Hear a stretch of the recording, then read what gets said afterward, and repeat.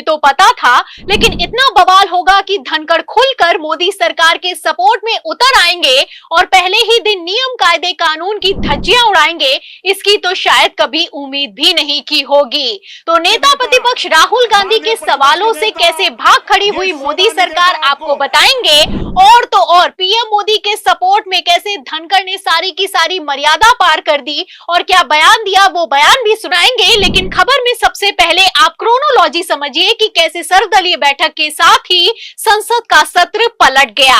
तो जैसा कि आप जानते हैं कि संसद के सत्र के ठीक एक दिन पहले मोदी सरकार ने सर्वदलीय बैठक बुलाई और इस बैठक में इंडिया गठबंधन ने गदर काट दी। खबर भी मौजूद है, खबर आप देखिए एनडीटीवी की। देखिए इसमें लिखा हुआ है कि ऑपरेशन सिंदूर, बिहार में एसआईआर, सर्वदलीय बैठक में मुद्दों को लेकर हावी रहा विपक्ष। तो इस मीटिंग में विपक्ष इतना हावी रहा कि मोदी सरकार ने सरेंडर तक कर दिया। आपको बता दें सर्वदलीय बैठक के बाद मोदी सरकार ने ऐलान किया कि संसद में ऑपरेशन सिंदूर पर भी चर्चा होगी। अब यहीं पर पेच फंस गया है। जैसा कि आप जानते हैं कि मोदी सरकार ऑपरेशन सिंदूर के नाम पर चर्चा से घबराती है, और कितना घबराती है इसका अंदेशा तो तभी हो गया था जब नेता प्रतिपक्ष राहुल गांधी से लेकर पूरा विपक्ष सदन के विशेष सत्र की डिमांड कर रहा था, लेकिन मोदी सरकार ने एक ना सुनी। आपको बता दें कि राहुल गांधी ने तो प्रधानमंत्री नरेंद्र मोदी के नाम पत्र तक लिख दिया और कहा कि ऑपरेशन सिंदूर के बाद सरकार को जवाब देना चाहिए, संसद का विशेष सत्र होना चाहिए। लेकिन फिर भी भारतीय जनता पार्टी अड़ गई। फिलहाल तब तो विशेष सत्र नहीं बुलाया, लेकिन अब मानसून सत्र को नहीं टाल सकते हैं। अब जब मानसून सत्र शुरू हुआ है तो उसके पहले ही मोदी सरकार हड़बड़ा रही है, और कितना हड़बड़ा रही है इसका अंदाजा आप सर्वदलीय बैठक से लगा सकते हैं। आपको बता दें सर्वदलीय बैठक में खूब बवाल हुआ। इंडिया गठबंधन ने मोदी सरकार की धज्जियां उड़ाकर रख दी।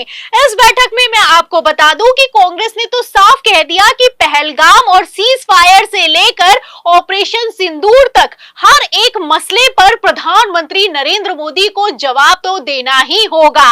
फिलहाल इसको लेकर मोदी सरकार जवाब देने के लिए तैयार तो हो गई है, लेकिन हालत खराब है। और कितनी हालत खराब है आप खबर में देख भी सकते हैं। भास्कर की खबर में लिखा भी हुआ है कि रिजिजू ने कह दिया है कि संसद चलाना सबकी जिम्मेदारी है। तो संसद चलने वाली नहीं है, संसद में बवाल होने वाला है, और कितना तगड़ा ये बवाल होने वाला है इसका ट्रेलर तो सर्वदलीय बैठक में ही दिखाई दे गया है।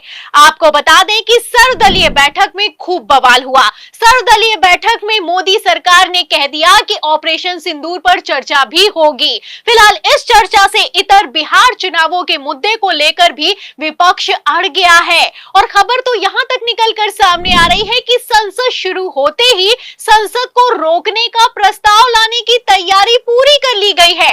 खबर मौजूद भी है, खबर आप देखिए भास्कर की। इसमें लिखा भी हुआ है कि संसद का मानसून सत्र, बिहार वोटर लिस्ट पर विपक्ष एकजुट, सदन में सरकार को घेरने की तैयारी, काम रोको प्रस्ताव लाया जा सकता है। तो जहां एक तरफ किरण रिजिजू कह रहे हैं कि सदन चलाना सबकी जिम्मेदारी है, वहीं दूसरी तरफ विपक्ष कह रहा है कि काम रोको प्रस्ताव आएगा और एसआईआर पर जवाब तो देना ही होगा। आपको बता दें भारत के इतिहास में ऐसा पहली बार होने वाला है कि संसद में चुनाव आयोग के खिलाफ पहले तो प्रस्ताव आएगा और फिर इस प्रस्ताव पर चर्चा भी हो सकती है। अब इस पर जब चर्चा होगी तो बिहार के वोटर लिस्ट वेरिफिकेशन को लेकर मोदी सरकार क्या जवाब देगी और किस मुंह से गृह मंत्री अमित शाह मुख्य चुनाव आयुक्त ज्ञानेश कुमार का बचाव करेंगे, ये भी देखना सदन में दिलचस्प होगा। आपको बता दें कि गृह मंत्री अमित शाह बेचारे चौतरफा फंसते हुए नजर आ रहे हैं। पहले तो अमित शाह ने बिहार के दौरे को कैंसिल कर दिया, और अब संसद के दौरे को तो कैंसिल नहीं कर सकते हैं, क्योंकि प्रधानमंत्री नरेंद्र मोदी तो पहले ही भाग खड़े हुए हैं। जिस तरीके से सर्वदलीय बैठक में विपक्ष ने बवाल किया है, और तो और सदन में भी बवाल करने की तैयारी कर ली है, इसके पहले ही प्रधानमंत्री नरेंद्र मोदी भाग खड़े हुए हैं। खबर निकलकर सामने आ रही है कि प्रधानमंत्री नरेंद्र मोदी 23 से लेकर 26 जुलाई तक यूनाइटेड किंगडम और मालदीव के 2 देशों के विदेशी दौरे पर रहने वाले हैं। तो प्रधानमंत्री नरेंद्र मोदी तो निकल लिए हैं, लेकिन ऐसे हालातों में गृह मंत्री अमित शाह का सदन में क्या होगा, सवाल खड़ा होता है। आपको बता दें कि विदेशी दौरे की टाइमिंग को लेकर कांग्रेस ने सवाल उठाए हैं। कहना है कि पहले तो संसद का विशेष सत्र नहीं बुलाया और अब मानसून सत्र से भी पीएम मोदी भाग खड़े हुए हैं। जाहिर सी बात है कि ऑपरेशन सिंदूर पर चर्चा होगी तो ऑपरेशन सिंदूर को लेकर पीएम मोदी से सवाल किए जाएंगे। फिलहाल इन सवालों से मोदी जी तो भाग खड़े हुए हैं, लेकिन हाँ, उपराष्ट्रपति जगदीप धनखड़ ने जरूर कमान संभाल ली है। आपको बता दें कि संसद का सत्र शुरू होने के ठीक पहले धनखड़ का बयान निकलकर सामने आया है। पीएम मोदी ने तो अभी किसी तरह का इंडिया गठबंधन के सवालों पर जवाब दिया नहीं, लेकिन धनखड़ ने क्या कह दिया है जिसके बाद बवाल खड़ा हो गया है। खबर आप देखिए जनसत्ता की। देखिए इसमें लिखा हुआ है कि कोई भी ताकत भारत पर हुक्म नहीं चला सकती। ट्रंप के दावों के बीच उपराष्ट्रपति जगदीप धनखड़ की दो टूक। तो कायदे से जवाब किसको देना चाहिए था आप जानते हैं, लेकिन जवाब कौन दे रहा है? जगदीप धनखड़ दे रहे हैं। आपको बता दें कि जगदीप धनखड़ ने सदन का सत्र शुरू होने से पहले ही कमान संभाल ली है। पहले तो विपक्ष के सांसदों को सस्पेंड किया करते थे, लेकिन अब आप देख सकते हैं कि सदन सत्र शुरू होने से पहले ही विपक्ष में जाकर बैठ गए हैं, जवाब दिए जा रहे हैं। एक तरफ नेता प्रतिपक्ष राहुल गांधी डोनाल्ड ट्रंप का वीडियो शेयर करते हुए सवाल कर रहे हैं कि मोदी जी 5 जहाजों का सच क्या है, देश को जानने का हक है। वहीं दूसरी तरफ मोदी जी तो कुछ बोलने के लिए तैयार नहीं है, लेकिन धनखड़ से लेकर ओम बिरला फुल फॉर्म में आ गए हैं। फिलहाल इन सब के बीच सदन का सत्र होगा और सत्र होगा तो विपक्ष हमलावर होगा। जाहिर है कि विपक्ष सवाल करेगा और इन सवालों के जवाब नहीं मिले तो बवाल होगा।